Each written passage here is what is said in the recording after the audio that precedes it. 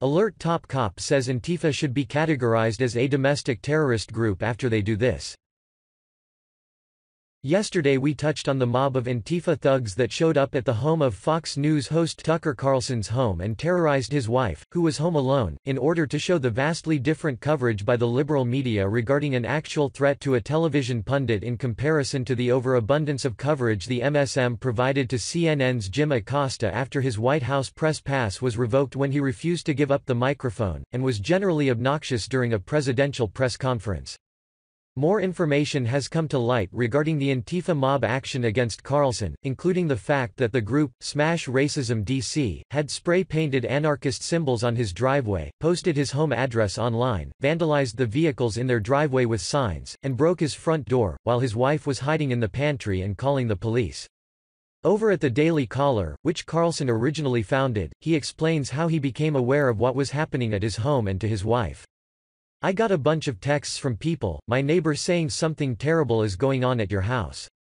By the time I called my wife, she has the police and my brother there. I have a very large brother who lives a couple blocks away, thank heaven. We are close. He was there immediately. She's standing in the kitchen waiting to go out to dinner, and people started pounding on the door, really hitting the door hard and screaming, threatening. She thought it was a home invasion."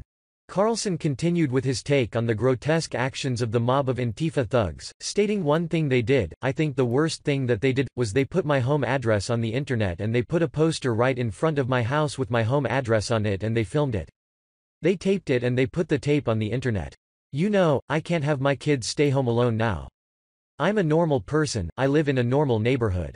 He then got to the core issue, which is being discussed heavily across the internet, with even many hardcore progressive liberals denouncing the actions of the Antifa group. "I don't feel threatened physically. But, you know, I have 5 other people in my house, and maybe they do.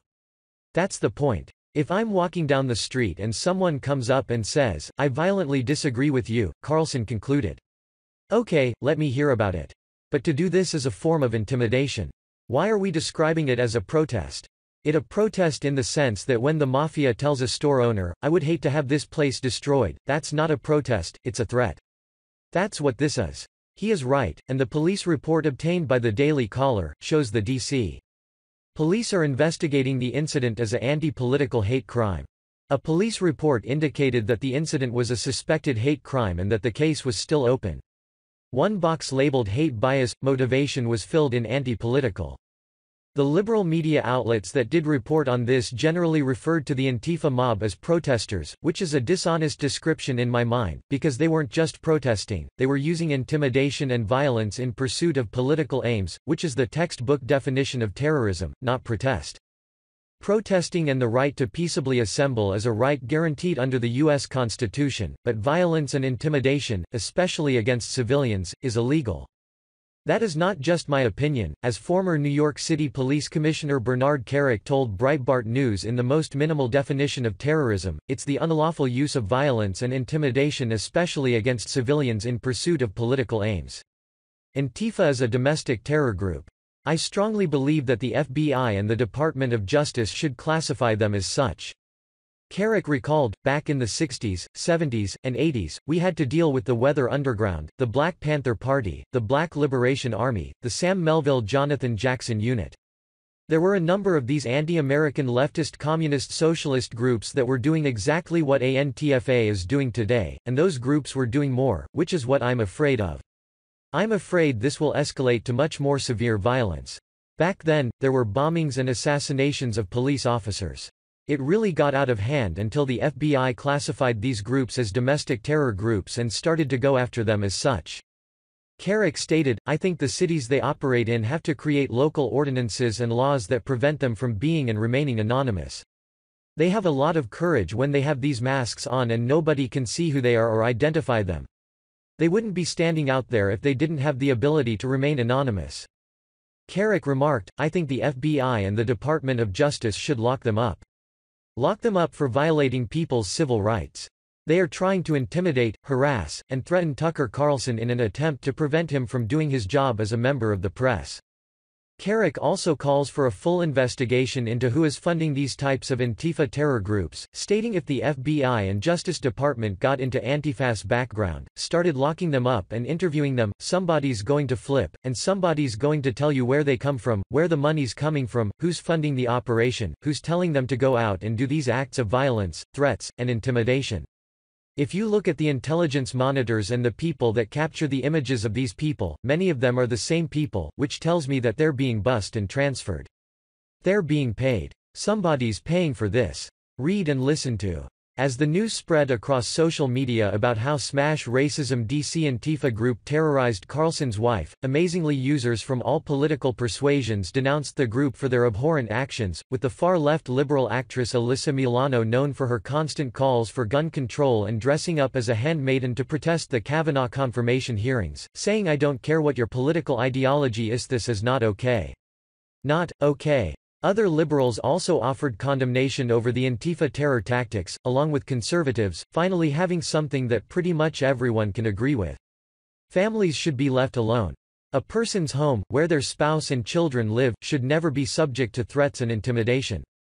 It was pleasantly surprising to see something that conservatives, liberals, libertarians and independents could agree on, with the main themes being doxing publicly publishing private information is wrong, no matter who does it, and who they do it to, families of television personalities, politicians, etc. should be left alone, and terror tactics are never acceptable.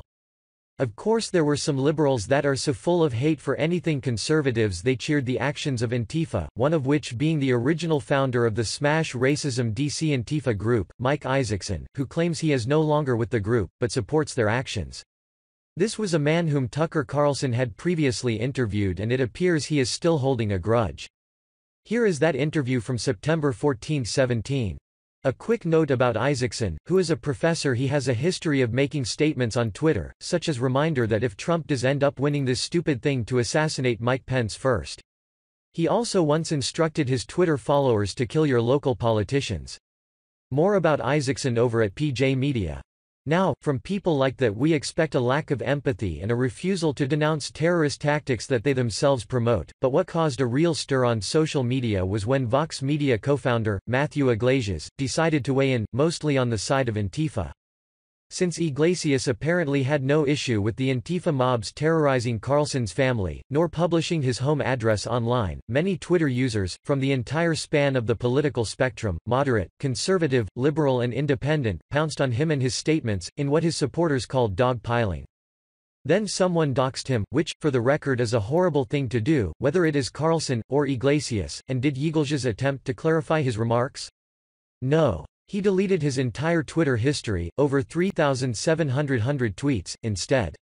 Now his account shows 66 tweets, and one retweet of someone sympathetic to him for being doxed, without even realizing her own hypocrisy in ignoring the fact that the entire controversy was started because the Antifa terrorists doxed Carlson to begin with, which Iglesias felt no empathy over. Bet he is feeling it about now though. Another quick note, about Vox, via Breitbart. Vox Media is backed by big corporate money, including Comcast-owned NBC Universal to the tune of $200 million, an investment announced in 2015. The company laid off 50 employees in February 2018. Iglesias also has over 412k followers on Twitter, to which he basically just told that Antifa's actions were somehow justified. Bottom line. Antifa groups have for too long been allowed to violently disrupt conservative speakers at college campuses, have been given free rein to take over the streets of Portland. Video here, have been documented on camera as attacking peaceful protesters for no other reason than they disagree with their ideology.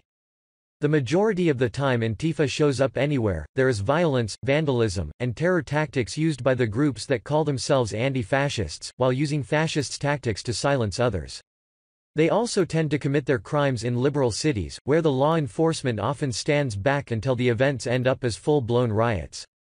It is time for the U.S. government to finally declare these Antifa groups as domestic terrorists, which would then give federal authorities a chance to fully investigate, not only the crimes they commit, but who is ultimately funding them.